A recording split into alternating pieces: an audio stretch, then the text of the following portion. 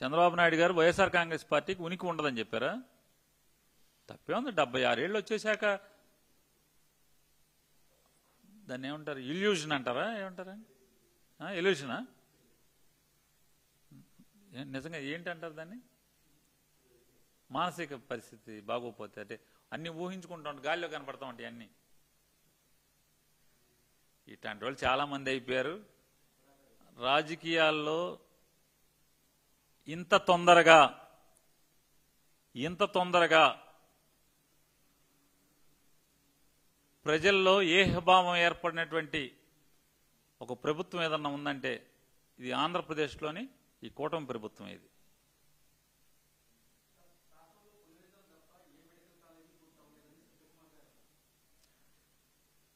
ఇప్పుడు సత్యకుమార్ గారి దగ్గర ఒక కళ్ళజోడు ఉంది.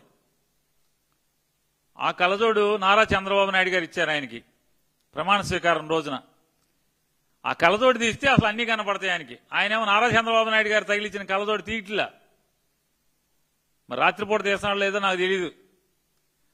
ఆయన కళ్ళజోడు తీస్తే నారా చంద్రబాబు నాయుడు గారు ఆయన కళ్ళకు తగిలించిన కళ్ళజోడు తీస్తే అన్నీ కనపడతాయి శుభ్రంగా.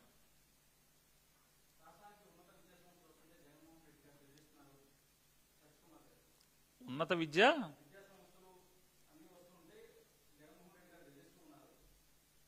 ఏమండి, పాత రోజుల్లో సొల్లు కొబ్బుర్లు ఎన్ని ప్రజలు నమ్మేవాళ్ళు.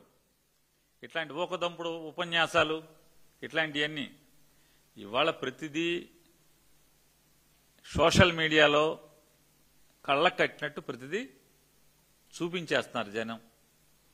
మీ టీవీలు చూపించేస్తున్నాయి, పేపర్లో చూపించినా చూపించకపోయినా కొన్నన్నా టీవీలు చూపిస్తున్నాయి.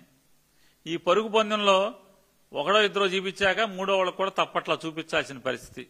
ఆడి స్కోర్ అయింది మనకెందుకు అవ్వట్లేదని పైనుంచి దొబ్బుతున్నారు. కాబట్టి ఆలస్యంగా అయినా ఏదో టీవీ చూపించాల్సిందే. ఇవాళ సత్యాలను ఎవరు మరుగునపరచలేరు. ఏ మార్చి ఎక్కువ కాలం ప్రజల్లో ఎవరు బతకలేరు.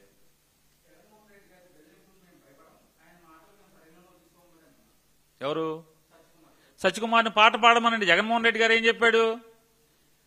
అరే బాబు, ఎవరైనా వాళ్ళ తప్పుడు మాటలకి వాళ్ళ ప్రలోభాలకు లొంగి మీరు మెడికల్ కాలేజీ కనుక మీరు వాళ్ళ దగ్గర కొనుక్కుంటే ఖచ్చితంగా రాబోయే రోజుల్లో మేము వస్తాం, మేము వచ్చాక నీ దగ్గర నుంచి లాక్కోవడం ఖాయమన్నాడు. ఒకవేళ నువ్వు సత్యకుమార్కి బాగా మెడికల్ కాలేజీ కొనుక్కోవాలని దొరదుంది, కొనుక్కో, చూస్తాడు కదా, వచ్చాక చూద్ది. కానీ జగన్ గారు వచ్చాక లాక్కుంటాడో లేదో బెదిరించుకొని నువ్వు బెదురుతావో బెదరవో అప్పుడు చూద్దాం. ఇప్పుడు ఎందుకు?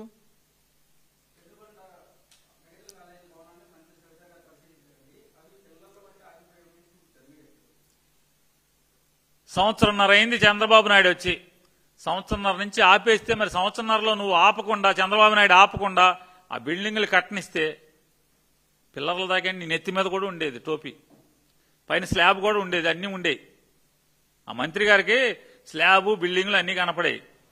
మరి నారా చంద్రబాబు నాయుడు, నువ్వు నారా చంద్రబాబు నాయుడు కలిసి సంవత్సరంన్నర నుంచి ఆ బిల్డింగ్ కట్టనివ్వకపోతే మరి అక్కడికే ఉంటుంది. ఎక్కడికి ఉంటుంది?